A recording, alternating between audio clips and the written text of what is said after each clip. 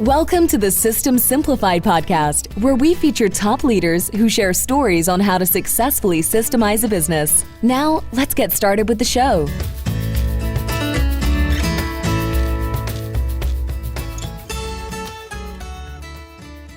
Adi Clevitt here, the host of the System Simplified podcast, where we feature top entrepreneurs, CEOs, and thought leaders on how to systematize businesses. And today I have Dr. Jeremy Wise, who has interviewed thousands of CEOs, and we're going to flip the script and he's going to interview me. Hi, Jeremy. Adi, thanks for having me. I'm always excited to chat with you. And if you don't know Adi, I refer Adi to everyone because everyone needs to systematize their business. And this episode, before we get into this is how to increase your sales and the closing percentage. Who doesn't, Adi, want to increase their sales and closing percentage in a business? Of course, everyone. So absolutely, unless they don't want their business to grow, and fair that would be the answer. Fair point. That's a good point. So if you want your business to grow, so this episode, before we get into that, this episode is brought to you by Business Success Consulting Group. And what Adi and her team do, they create custom processes and tailor-made management systems so your business can thrive. Adi, we both know businesses simply cannot survive without workable systems and well-documented processes. They survive for a little bit, but then it gets out of control, right? And you take care of all that for people. Your clients sometimes say, now I can sleep at night, I can expand, I can even sell my business because I have these documented systems to hand off to someone else. So if you have questions in your business, like, yeah, I need this, visit bizsuccesscg.com or email them at info@bizsuccesscg.com today. They will do a free consultation to see what your needs are. So Adi, let's get into how to increase your sales and closing percentage. And this particular situation, we're going to walk through step by step a large ticket B2B type of scenario. And let's start off with the categories that you look at when you're starting to document the process, the sales process. Absolutely. So first of all, just right off the bat, I don't do sales consulting, right? So I don't consult them on what to say or techniques of selling. Those are the sales consultants that I refer to. What we do is we document the sales process.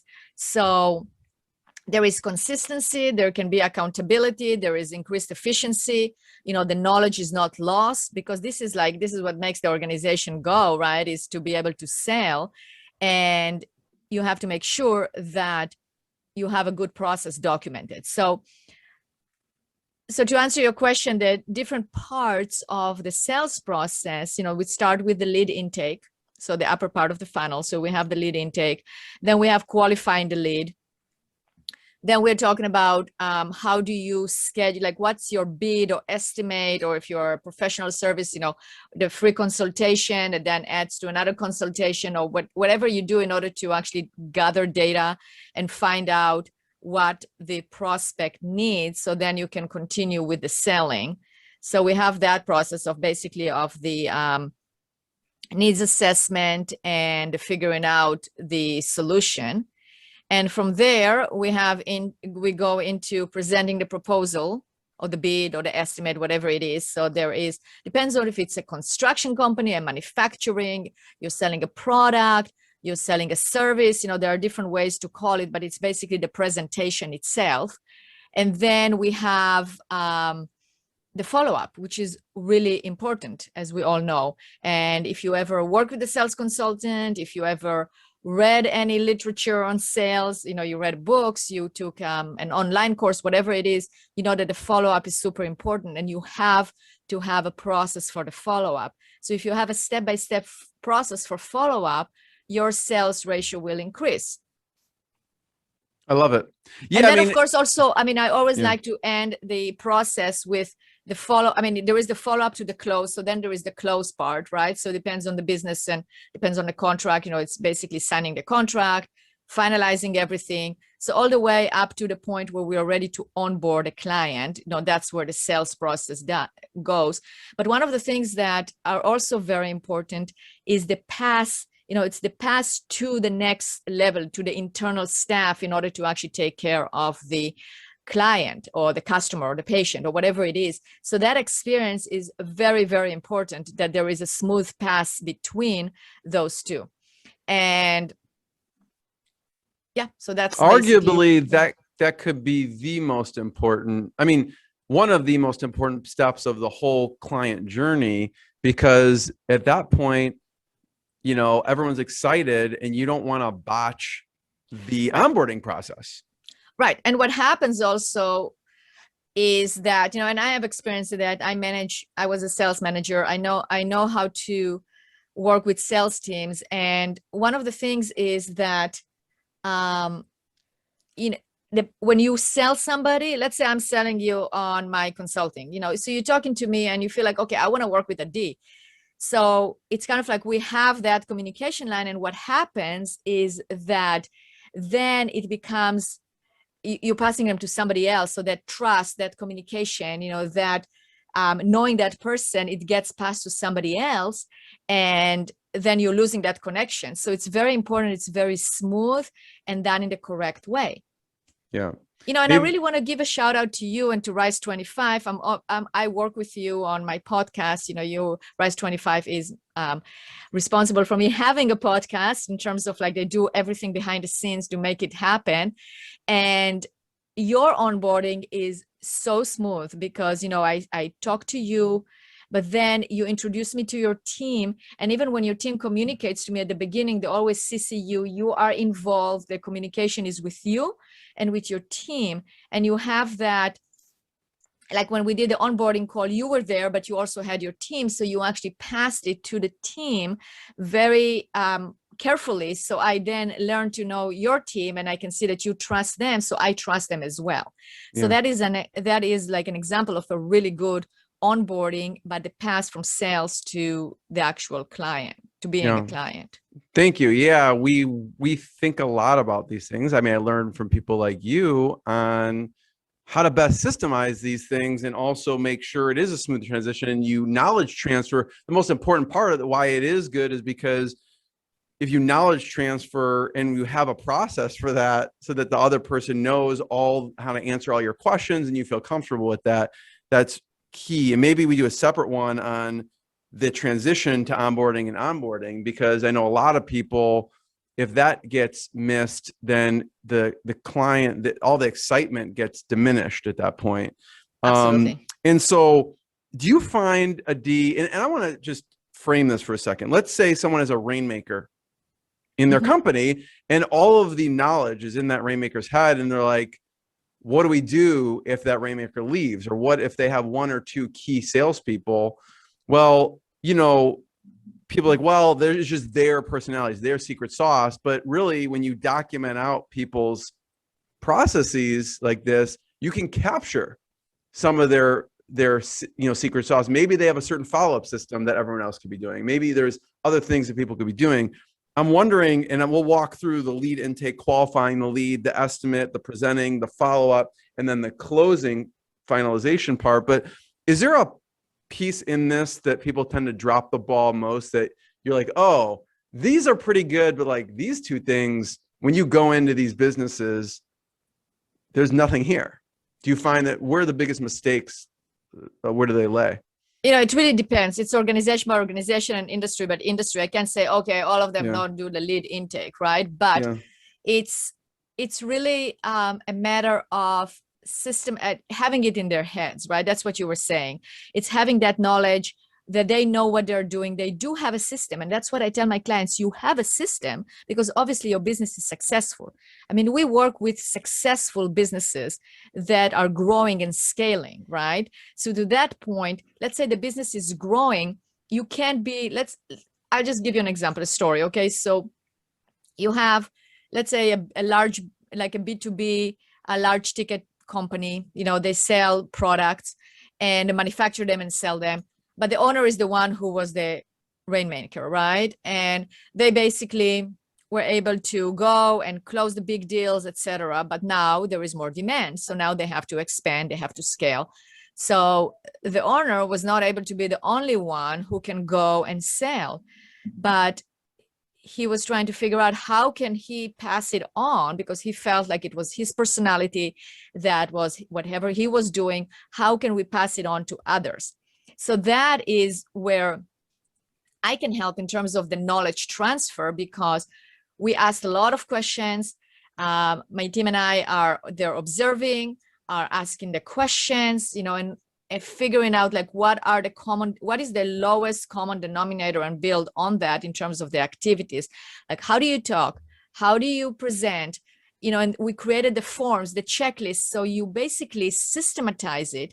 You can't take the personality out of it. So it's not like becomes this robotic thing that people just go and do. It's very mechanical, because you can't use that in order to sell. But because we documented it, it was very easy to then hire somebody that has the you have to have people skills. You have to have communication. You have to have the ability to ask for the money if you want to be a salesperson, right? You can't have somebody who shies away from it. But if you have those skills, and then you actually teach them the training methodology, the systems that you develop, you can duplicate yourself. You can clone yourself. It's just taking that time and figuring out what you're doing. And, it's also the culture of the organization. What kind of sales organization are you? How do you sell? Do you push? Are you aggressive? Are you more transactional? Are you more relationship related? So that is also very important to document, because if you hire somebody that comes from an organization that is very transactional, and your organization is built on relationship and just building that relationship, and then the sale will come, then it's not a good match. It's a different process. It is a different process, but by capturing the best practices, including how to, not just what do I say and how do I say it, but also, that's the how, but also the overall, why do we do that? Why do we help people, right? It's all about, when you sell, you want to help somebody achieve some kind of a goal, right? That's how you view yourself. Some organizations don't necessarily see it. It's more like meeting the quota. Well, so then you have to really define what kind of company do you have, and what is the culture in terms of sales. And that all comes in terms of the documentation. So we look at every single part of the sales process, and especially if we're working with a sales consultant that is there to teach them the process, then we follow through with the documentation and making sure that it's followed by all. Yeah, I love what you said, Adi, about people want to clone themselves, or maybe they're Rainmaker, and they also want, it's very freeing when you document this, and you can see you could hand it off to someone and it's done the right way. Because I imagine people they're stressed. They're like, Adi, I'm the only one who can do this. So they have to have a mindset of, okay, I'm ready to hand this off to someone else, right? Right. Exactly. That's exactly right. Do you have to talk them off the ledge sometimes? Like, yeah, it's okay. We're going to document all this, and someone else will be able to do this. Or are they ready? It happens so often, because what I hear very often is when they say, well, this is not can be process. We can put it into a process, or I do it differently every single time. And it's really my personality, or it's knowing how to sell. How can I teach that, right? But obviously there are people out there that figured out they systematize it. Okay, so let's take, for example, I like Cardone University. It's a great tool, and Grant Cardone basically figured out how to systematize his sales process, and he has like a 15, or I don't know how many steps, but really good steps in terms of the process that he does. And you can take that and you can modify it to your organization, so it's yours, but you still have those steps that you do, so you don't have to reinvent the wheel, right? Or you have here in my library of sales, I have Master of Sales, I have sales books right here. Those are all people that figured out how to create a system how to sell, right? But those are really, a lot of them, like the books, are basically teaching you how to talk to the client, right? Or what to say, or how to get them through the different steps where they're at. It's more like scripts, and also understanding where the client is at, and the different type of buyers, and how to approach each one, etc. And that's, again, that is building your sales philosophy and your sales content, etc. But I'm talking about the entire process from beginning to end. that you know where everything is at every single time. Yep. So we're going to go through each of these pieces. I love how you brought up the objections in people's mind, because there is a mindset piece where you kind of have to get over, well, I can only do this, or I'm the best of this, or people can't do it as good as me. That has to be overcome, because then people can actually do it. And the bottom line is, if you look at there's lots of organizations that have lots of salespeople. So obviously it can be it can be put into a process. Right. And the most successful one have the sales process drilled down, so they know. And part of the process is also having those sales meetings and going over prospects. And I know we're going to talk about a little bit about automation and CRMs, etc. So it all helps in terms of the sales process. So we have a large ticket B2B type of sale. Mm-hmm. It starts with the lead intake. In an example, walk me through a little bit of what happens in this stage of the lead intake. Some of the things people should be thinking about when they're trying to document this. Sure. So first of all, so I always ask, what are your sources of leads? Where do they come from? So we have to make sure that we capture each and every one of them. And then they come to where? I mean, it's like a funnel, right? Like sales is like a funnel. So you have the different leads, they go somewhere. What do you do with them? So we can talk about, I know you mentioned the B2B, the big sales. I mean, if they have a CRM, it's easier. It's easy. It goes into the CRM, but of course it has to be captured into the CRM and enter into the CRM and not backlog, right? So, and what fields are being captured? You don't want to overwhelm the prospect with too much information, take too much information out of them, but you also want to capture enough information. It's kind of like when you call, let's say you got a rock hit your windshield and you have to call a glass repair shop, and sometimes they ask you like your whole life history before they actually get you into one. You don't necessarily, it's not needed, right? I mean, it's what is really needed is you just have to define what information is needed, like, right? Give me your name, give me your phone number, give me your address, we'll come out and take a look, or whatever. Yeah, or your email is very important. So that's one thing also. It's like people can actually err on the other side and they don't collect email addresses. Now, we know very well that you have to collect those email addresses because, first of all, you need to communicate. So it will be electronically, so if you send a bid and whatnot, you send it electronically, or a cell phone, so you can text, but you have to have a method of communication that then you can collect. And also because at some point, if they go through this funnel, they do not become a client. You want to follow up with them, right? You want to enter them into your marketing system. Unless they don't want to, of course, you will ask permission. I'm not advertising here or promoting, like just go blast everybody and spam them. But obviously they had some, let's say I contact Jeremy, and he tells me about how he can help me with creating a podcast or help me with my marketing. And I go, Jeremy, this sounds great, but I have this and this and this going on and I'm not ready for a few months. Well, if he's smart, and he will follow up with me, right? Or he will send me emails. I will go into his drip campaign or whatever he's doing, but that will be by collecting that initial email. So that's important. So I want to talk about that. So lead intake. So you're thinking about where the sources come from, and also what data do you collect? What's the system around that first part of the lead intake? And how do you collect it? What questions do you ask? Because it's again depends who is doing the lead intake. We want to make sure that we have enough data for the salesperson to actually work with that. But that also leads to the second one, which is qualifying the lead, right?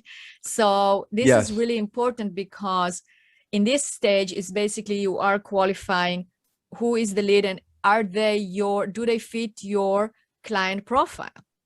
And that's another thing. If you don't have your ideal client profile, then there is a problem.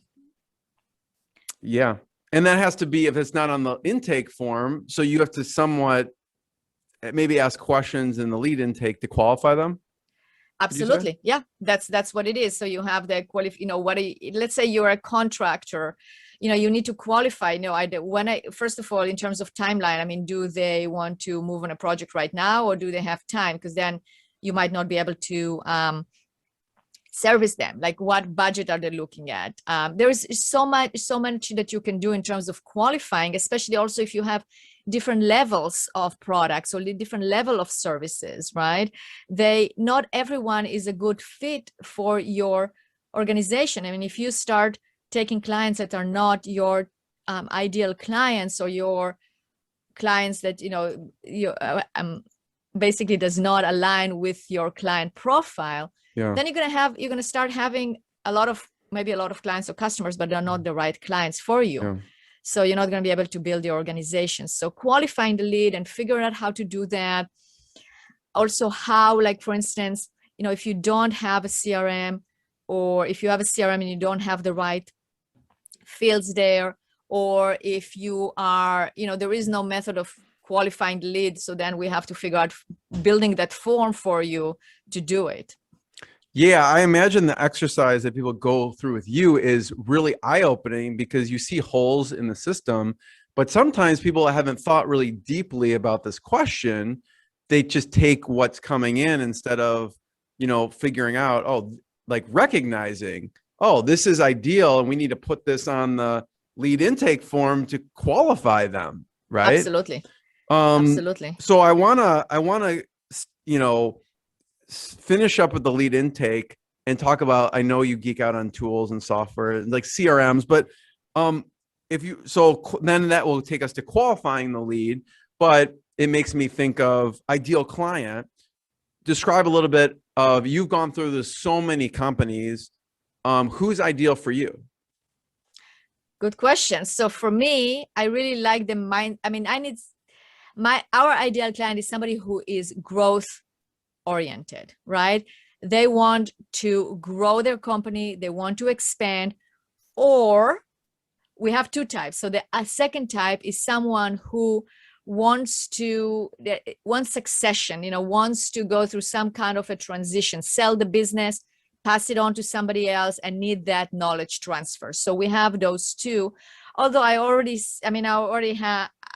seen also the combination of those two. Somebody who thinks, okay, I want to grow my business so I can sell it in 5 years, but if I grow it correctly, I will be able to make more money when I sell it in 5 years.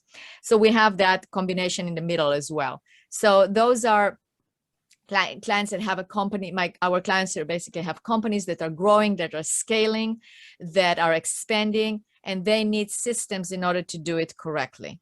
Yeah. And obviously they don't want to work the 60, 70 hours a week, but they want to do it, and they want to extract themselves out of the organization or the company so they can work on the business, not in the business, to use the E-Myth, which is a great book, and I love it, terminology. So those are. Yeah, you taught me this, Adi, actually, because I never really thought of when I qualified people that they'd have to be growth orient, they want to grow. And when you talk about this, I'm like, that makes perfect sense. Like, you need someone who wants to grow, or they want to succeed and not work all those hours.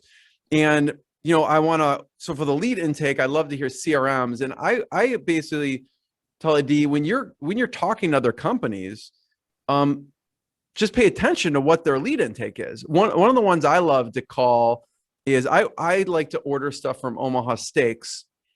Omaha Steaks has like a really amazing, just to like learn how we could do things better. And this is not the documenting side, which is what you do. It's more the, what do you do? They're really good at taking your information. They're really good at following up. They send, direct mail pieces, which I will take pictures of. So I encourage, find a company that you want to just learn more, have actually document it, but then what do you put into that area? Just call some companies that do really well and learn from them, by buying from them. Absolutely. Absolutely. I know I mentioned before the example of the glass, they having to repair your windshield. It just happened to us. And actually this time we used a company. It was amazing experience of onboarding, and the link intake, and it was electronically. So everything was done through the phone. I was able to, as we were driving, that happened. So then my husband was driving, I was looking it up. I enter my information, but then they start sending me texts and they start sending me reminders, but it was good because it was all like getting me to the appointment on time, getting it done. When they were done, they let me know, etc. So that was, I mean, I thought it was a smooth sales process as opposed to having to call and figure it out. It was smooth. So I know it's a small item. It's a small ticket item, but still it was good. Yeah, when you're paying attention to those things, we can improve our own companies, right? So absolutely. So always pay attention. I think it's a great advice for our listeners, because I always do that. I always look at the intake and how am I being treated? Are they really, just going back to also like in terms of, but that's more the sales technique, but it's so important is like, when you call in or when you approach a new business, are you being treated? Do you feel like you're important? That the person on the other side really cares about you. I mean, that's so important, right? That's part of the lead intake. So CRM, any CRM recommendations? I know there's a lot out there. Oh, there's so many. I mean, I have my clients use an array of CRMs. I mean, of course, all the way from Salesforce to the industry specific CRMs like House Call Pro, for instance, is a great one for people that are in the HVAC area, house cleaning, carpet cleaning, etc. So that's like very for service providers, also plumbers. There is specific CRMs for specific professions. And I use Pipedrive personally. I really like Pipedrive. I think it's a very simple, easy to use CRM that allows you to have a board view of your pipeline. So all the way, and you can set it up however you want. So that's one of the things that we also help our clients is setting up that board so they know how to move a person from the different stages of the sales. Mm-hmm. So lead intake, qualifying the lead, you mentioned a couple things. Any specific questions or items, examples for qualifying the lead section? Yeah. So again, it really depends what your ideal client is, right? So for us, for instance, how we qualify a lead is we ask them like, what's the purpose? Like, why do they want to understand? Like, why do they want to document the processes and procedures? What they're going for. Do they have the bandwidth? It's very important because the reason why we are looking for our clients that are growth oriented and are really motivated is because it takes work to document the processes and procedures. So they have to commit definitely financially, but definitely also in terms of their time. And, this is one thing that I learned actually from Frank Kern. And he mentioned in one of the webinars that I attended that, if you had a client, if you want to choose your client, choose one that if you did all the work at the end of the job, when you're done with the project, they will pay you totally and don't argue with you at all and actually even want to pay you more, right? So who would that be? Who would you trust that client to be? And when I looked at it, I go, oh, okay, well, that will be a client that is really dedicated to the purpose, not just wanted to start it and then give up after 2 weeks, right? So somebody who is really in it because they believe in the cause of documentation, of making their staff better, of training them, etc. So that is what leads our qualification in terms of, you just tell them, it's okay to tell them, it's not going to be easy. It will require work. Are you committed? And if they say yes, I go, okay, good. So let's continue and let me tell you what I can do. But if they say, no, this is not for me right now, it's not good. It's not a good fit. Yeah. So that's where people have to figure it out. So again, like when I gave the example of a construction company, so you have to figure out what type of a budget do they have. Like, let's say one of my clients is a high-end remodeler. If somebody calls and say, well, my budget is $10,000 to remodel my bathroom, it's not going to work for them. They can refer them to a handyman, but it's not going to work for them, right? Or they can see the area, the neighborhood. Those are the type of houses that they deal with. If they are in a area of town that you don't work with, or it's not your type of clientele, then have a list of people you can refer, right? Because there is always work can be done by somebody, but maybe not by you. So that's how you qualify them. Yeah, totally. And so you qualify the lead. So you get the intake, then you qualify that lead. And now let's assume, okay, you pass them off to someone else. If it's not a fit. If it is a fit, it moves to the next stage, which is kind of the estimate, proposal, consultation. Talk about that stage. Sure. So that is where first of all, you need to have a script or a process on how you do your initial consultation. What is it, first of all? Is it an initial consultation, free consultation? Do you charge for it? Whatever it is. Obviously, if you're a contractor, then you have your bids. Like, how do you do a bid? We just documented a sales procedure for a construction company that we said, okay, all the way from how do you schedule the bid? How do you do it? You enter a customer's home. What are the questions that you ask? What are the things you look at? What you take the pictures, you do this, you do that. So that's it, just something that is very well documented. It can be the same, like, I have a client who is a CPA. We did an onboarding where it's like the initial interview, basically. So when somebody calls in, you qualify, you do the lead intake, you qualify them, and then they do a little intro to figure out if it's a good fit, a 15-minute call, and they ask questions. So some clients need to gather information ahead of time in order to do that consultation. So it really depends. We can talk here for hours, but it really depends on the industry and what they do. But there is always a method of preparing for the estimate, bid, consultation, whatever it is. Preparation is really important, because if you do your research and you prepare and you have forms and you have the information from the client ahead of time, it saves you a lot of time.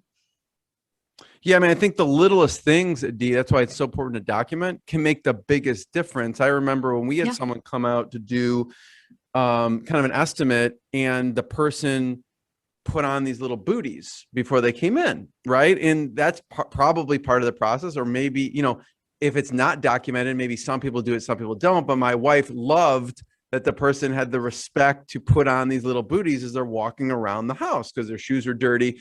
And so it's just one of those little things. If it's in the actual document procedure, then every person who goes out does that. Absolutely. I love that. And with the construction, when we deal with construction or somebody that has to go into a house, part of the procedure is always like, you knock on the door, but you have to also step back, right? You don't want to be there like somebody opens the door, right? So step back. Also, don't park your van in the driveway without asking permission. Always park on the street. This is not your house. So all those little things, but then if everybody applies it and does it, then it creates the image that you want. So it's very true. It's those little things create the image. And realize that when you are doing the bid, the estimate, the free consultation, that's where people are judging you and seeing if they want how it is to work with you, right? So if you're sloppy, if you're not prepared, if you don't have the process down, it reflects, and then they will choose somebody else. Yeah, that's a good point. The parking, I remember someone came in, they parked on an angle in behind my garage. I had to go hunt them down in the house. Like, I gotta get out of here. So that kind of can annoy your customers. So the estimate, proposal, consultation, there's a lot of steps and details involved in that. So make sure that's documented. The next thing is presenting the proposal. Right. So it again depends on the industry, but a good presentation, a good you might, if you are a service industry or work with professionals, a PowerPoint, creating that PowerPoint. I work with a company that they are professional services, and they had a template for the presentation. So we created it together. We created that part of the process. They had to create a template for the presentation. So obviously each presentation is different, depends on whomever they are selling to, but they had the points, they had a good PowerPoint, they had it professionally designed. It really reflected their image and their brand. So that's one way to present it. Again, if you are manufacturing and you are presenting a product, then definitely have a visual of the product and what the product can do. Have the process of going over the different steps of the presentation. If you are a contractor in the construction industry, then you have a presentation. Again, you present however you present it, but you have to go over it obviously you want to have all the decision makers there. You see all these little things, like for instance, with the presentation, before you schedule the meeting for the presentation, have a checklist and make sure that you have all your decision makers there. Otherwise you'll have to present it twice, right? And there will be no decision. Or if you are, for instance, let's say you are an HVAC contractor and you have your estimator go do the estimate, it will be good for them to step away for 15 minutes, write the estimate, print it because they have a printer in their truck, come back, or electronically, send it electronically, and then present it to the homeowner who is already there, as opposed to having to come back, right? So those little things are very important. And again, it has to match the culture of your organization. Are you transactional? Are you relationship based? How do you want to come across, etc.? So that's very important. But it's really important to have it documented so everybody follows it. And then you don't have to think about it. Think about how much time it actually saves. First of all, it saves not to have to go back and forth, right? And we all know that once you have the prospect in front of you, that's when you can communicate. Once they go away and have to think about it or come back later, it's hard to re-engage them. I mean, some people the are fine. excitement is sometimes the highest when you're right there talking to them. Yeah, exactly. So that all has to be part of the sales process. So now you present the proposal, now the follow-up.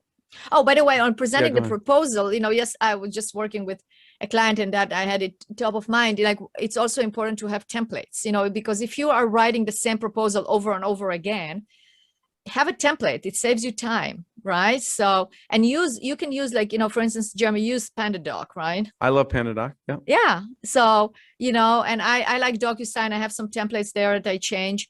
But PandaDoc is awesome. It's kind of like, you just fill in the different aspects but you have blocks that you can change. Yeah, you have blocks. You can customize it, but you have at least the sections there, so you don't have to redo the whole thing over every single time.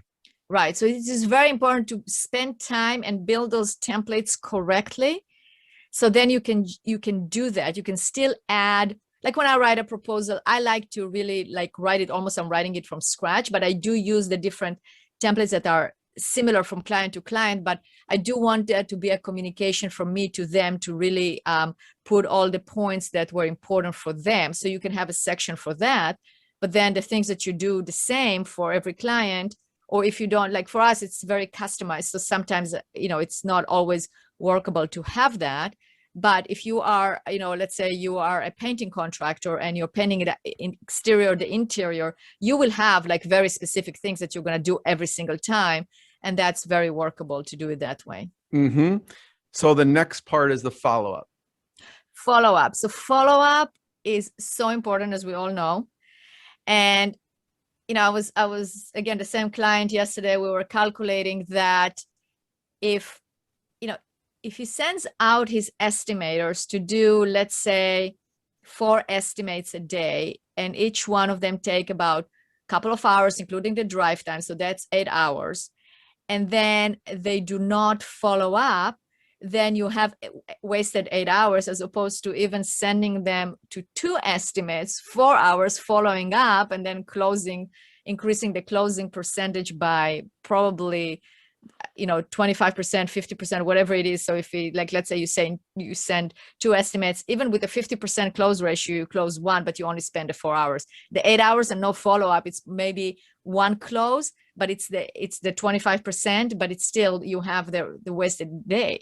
So then you have to hire more estimators and etc. So it's really a matter of having a good follow-up system. And follow-up is if you ask me, from the entirety of the sales process, the most important thing is to document your follow-up, because that's where you are going to gain the biggest ROI in terms of actually selling. I mean, of course, if you can estimate correctly or do the bid or do the consultation, I mean, if you don't provide a good service, etc., it's not going to work. But if you don't have follow-up, then you're not going to be all is lost at that point. I mean, you've spent all this time, energy, and money through the lead intake, qualifying, the estimate, the presenting the proposal, and then if you drop the ball at this stage, you just wasted all of that energy and time, and the person's time too.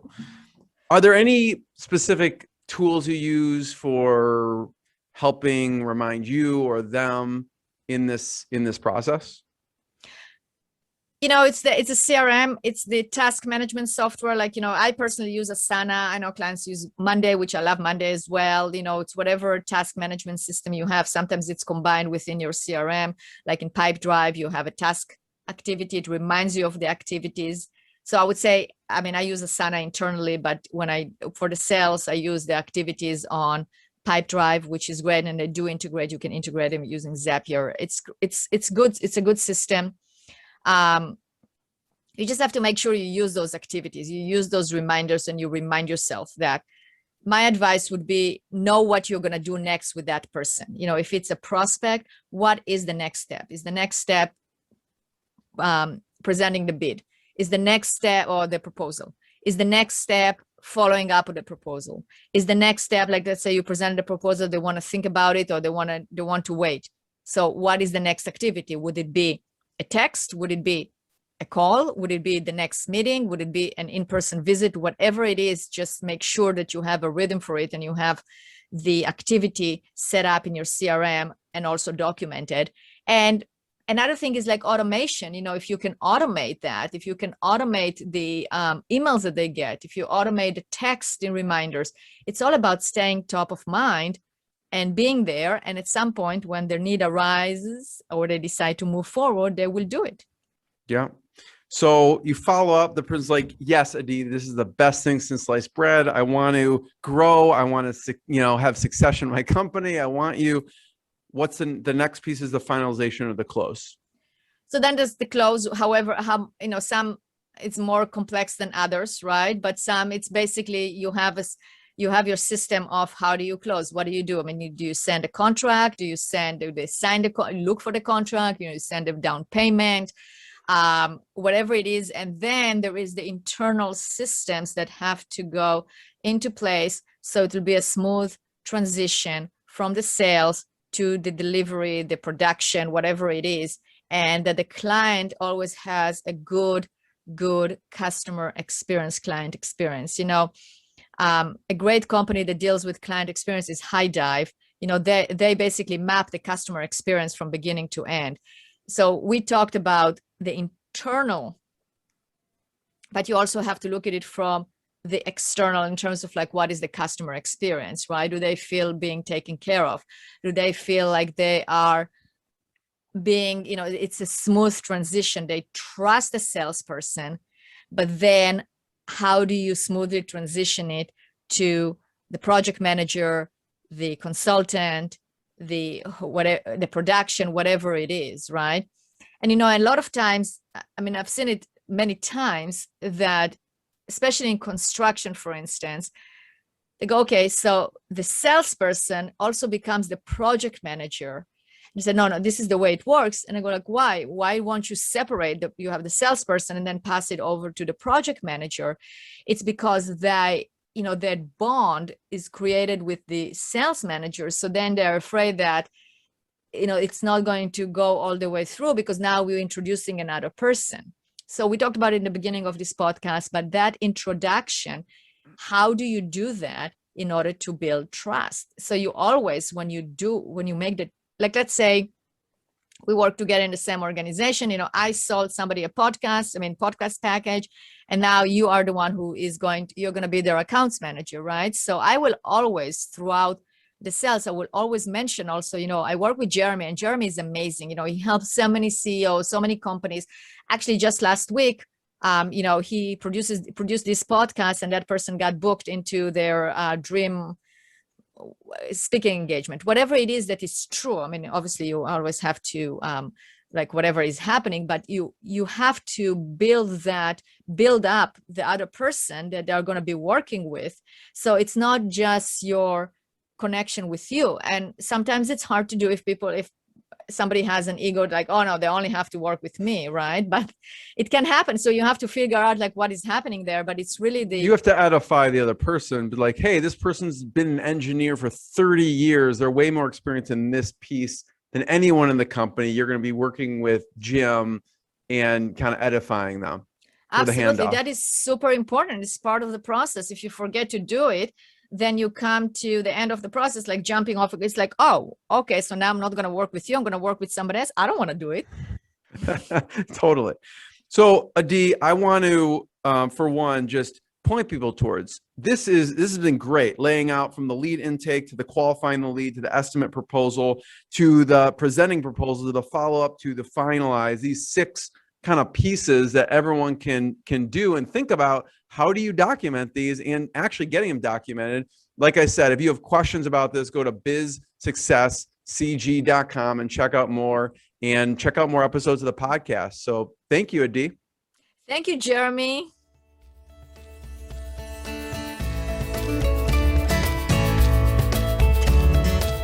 Thanks for listening to the System Simplified podcast. We'll see you again next time, and be sure to click subscribe to get future episodes.